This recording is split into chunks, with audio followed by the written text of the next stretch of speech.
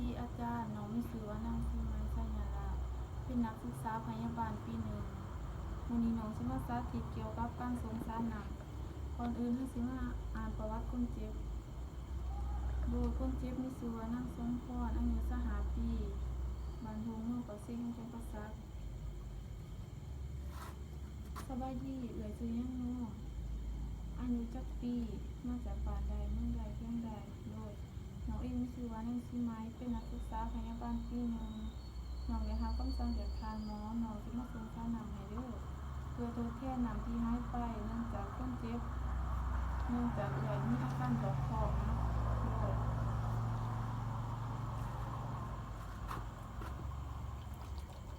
มาทำหมอที่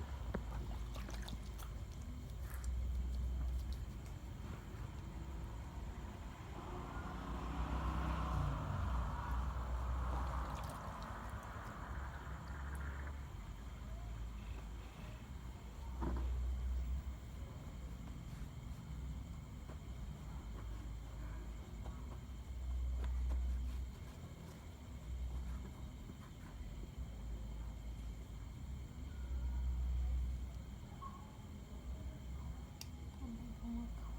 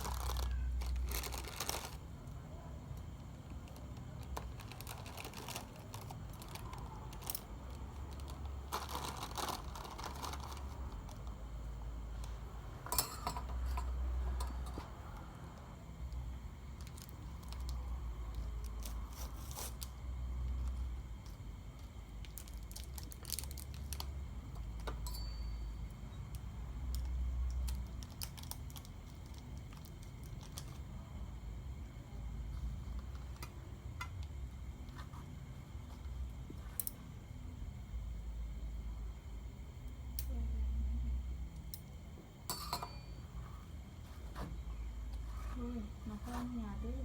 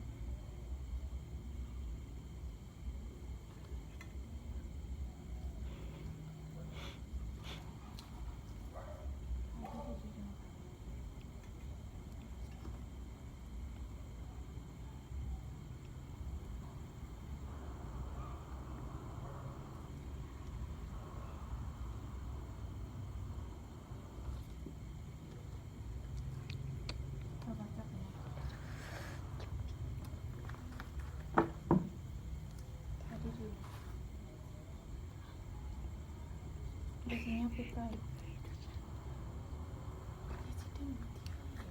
ต้องดูนับมาลงมา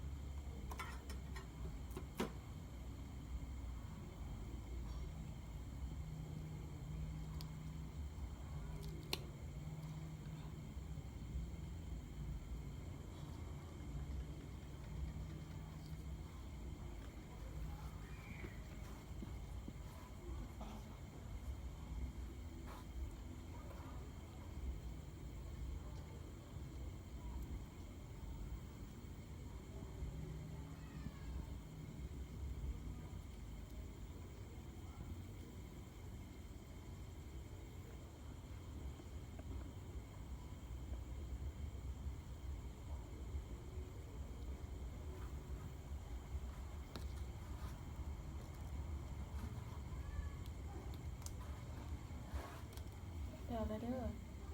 มีแต่ว่าเอื่อยแนะนำให้เอื่อยนะก็ให้ปรับน้ำเองแล้วก็บ่ให้ถอดสายยางเองให้ไปถามแพทย์หรือพยาบาลเด้อ